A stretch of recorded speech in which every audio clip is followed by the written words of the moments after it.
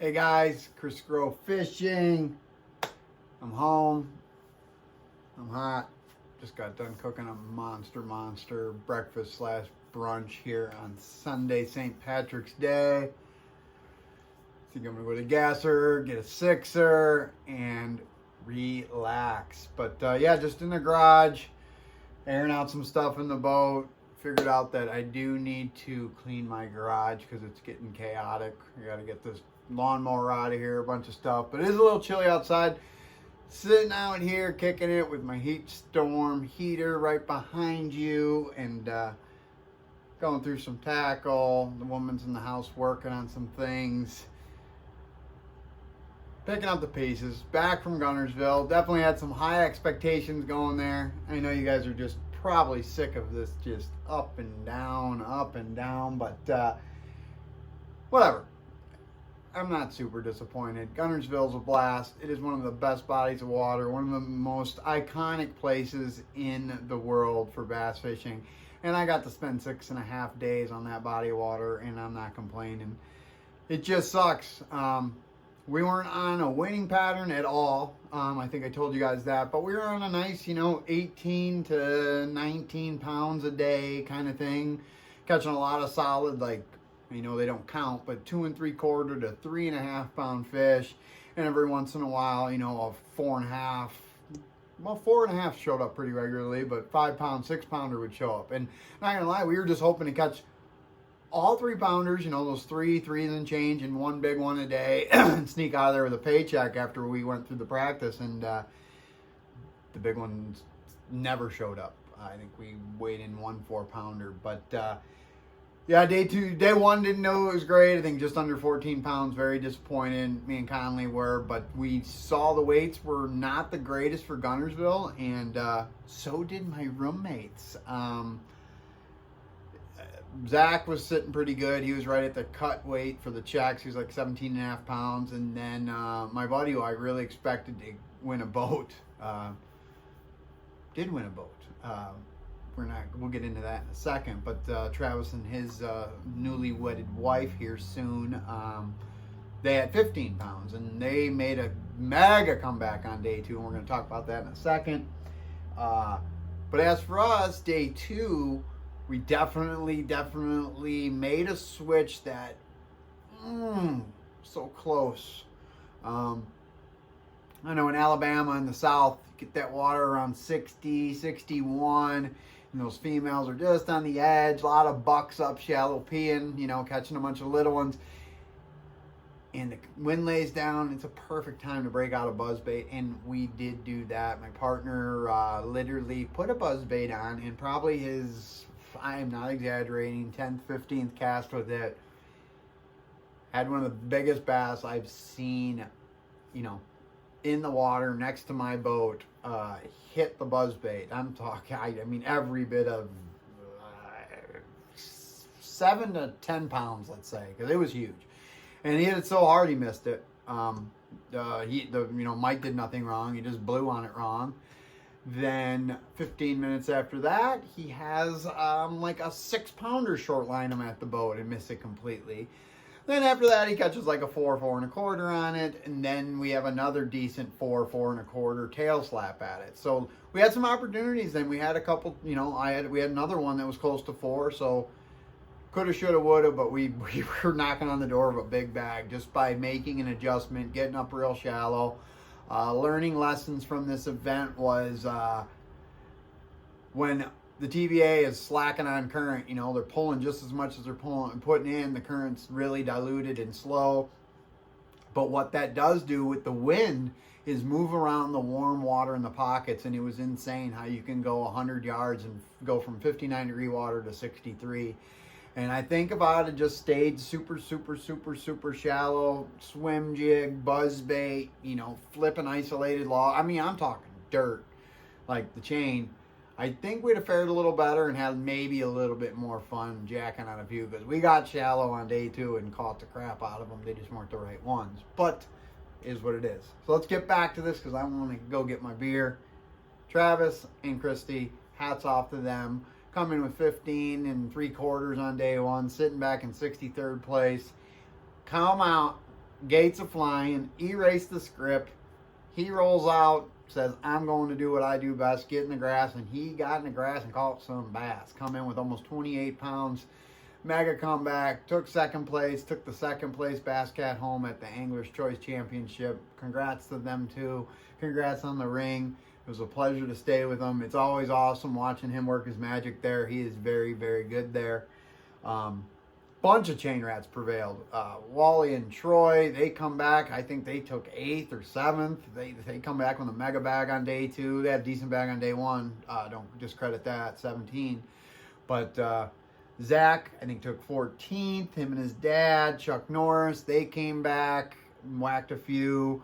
My boy Nick Cozy and Muscle Milk Joe Jaworski, I think, took 15th. I think Frugo and Eric took like 39th. Mazuka took like 17th. That was my old partner Jimmy Schmel dated Mazuka's sister back in grade school. It was a big thing. Almost brother-in-law to Jimmy Schmel, but that's another story. But yeah, no, the Rats prevailed, and then a bunch of other good friends of mine from the other river division, Smith and Pool, they kicked our ass as usual. But hats off to all of them. We're going to get it right one of these days. But guys, you're looking for a fun trip, you know what I mean? Either, you know, a couple buddies or getting kids out fishing. Guntersville's the place to be. Just from everything from waking up to a great view, because most of the cabins you stay at or Airbnbs and stuff like that are along the, you know, the 80 miles of shoreline. So you get a great view, great hospitality wherever you're at, north, in the middle, south by, you know, South Saudi, Seabolds, wherever it is, the hospitality is great. But the main place you have to stop, and you hear it 100 times, is waterfront. GTO, tackle, it is the spot to get biscuits and all your needs of tackle. You go in there and you say, I'm only going to spend 50, 60 bucks during your trip because you got a boat full of tackle. You end up spending 200. So don't tell anyone that. But they've got everything, and they got great biscuits, great breakfast, great people. It's always nice to go into somewhere and they know you by name, and you still live 750 miles away. So great times there. But that's what the deal is. We've got a little bit of a month off here. But it ain't going to be a month off. As you know me, I'm going to be grinding, tile setting like a maniac. Starting an addition on the house, so I got to do the prelim stuff, permit BS, all that. So we're going to be doing that. But we're also going to get out in the water a lot and really, really try to work on this forward-facing sonar craft. I know some of you guys don't like hearing it, but I got 4 big tournaments left, and I need to cash some checks, and it's going to play. It's going to play. So I just want to get out and get around fish, get around targets, and really get my distances down and make myself better at this. Because if you ain't changing, you ain't keeping up with the Joneses, it's... Not saying I'm not going shallow. I mean, I'm going to work on this thing shallow. I mean, I got friends catching them in 3-4 feet of water off of it. So I just want to get stronger with it, more confident with it. Then also going to be doing some crappie fishing. And then also I'm throwing it out there now first to you guys. The website is crawling a bit. I know I told you guys the first week of March, but we're looking at probably like a week, 10 days away, maybe even the end of the month. But that's going to drop. But I'm also going to be putting it out on Facebook and IG and all that soon, some specials, but I'm going to give it to you guys first. Basically, dude, I'm going to set my pricing for the guide service and all that, but the name of the game is this. I've got a couple people on the books. I got a couple free trips that I had to do that were guaranteed throughout the year that I kind of owe to some people. You know, I raffled off some trips, and a couple of my friends raffled off some things, and I never owned up to them, and those are going to be filled. I got to get those guys out in the water. They're too good of people. They're very, very, very sympathetic to the situation with my mom, so we didn't end up going out last year. So we're going to get those out in the spring. But basically, I'm going to do something here. I'm going to, you know, and you guys can message me any way you want, because I'm going to give you guys first shot here. I'm basically going to say everything from here on out, booking wise. Basically, if I get the first 5 books I have from St. Patty's Day, guys that come in and book a trip, are going to be getting a deal and a half. Basically, you heard what I said, deal in a half, and we can talk about that then. And later this week, I'll be posting that and what's going on. So we're basically from right now, whatever it is, 1:30 in the afternoon on Sunday, St. Patrick's Day. I know the site ain't up, but you DM me through IG, through here, through Facebook, or text because you know me or whatever. I'm going to be giving literally half-day trips to the first 5 bookers for half off. So there you go. So whether it be crappie, whether we go out muskie fishing, whether we go bassing, whether we go to Lake X, because we have a couple different rates for lakes, for some private lakes that I can get you guys on. We are doing literally half off a half-day trip for your first book. So say you booked a full-day trip, I'm going to give you the cost of it for a half-day. If you book just a half-day trip, you're getting it for half off. Basically only up to 2 people, 1 guy or 2. I don't do 3 in the boat, but that's what I got here. That's only for you guys right now. You got about all week to figure that out if you want to jump on that route. But by the end of the week, I'll be making a post and letting it out to the rest of the world. My whatchamacallit, YouTube following is not the greatest because I don't keep up with as much. But I thought I'd give you 1,301 guys the first shot. But enough of me rambling. Guntersville was awesome. Just got to get here, pick up the pieces. Like I said, just the boat is awesome. I mean, I love my Phoenix, but the office up front is amazing. If you guys didn't see, I got a power pole move now. I am utterly jacked up. It is an amazing trolling motor. The power, its quietness. I am glad I made the switch. It is an amazing product. If any of you are looking into getting a new trolling motor and making that investment, I would consider this. It's the deal.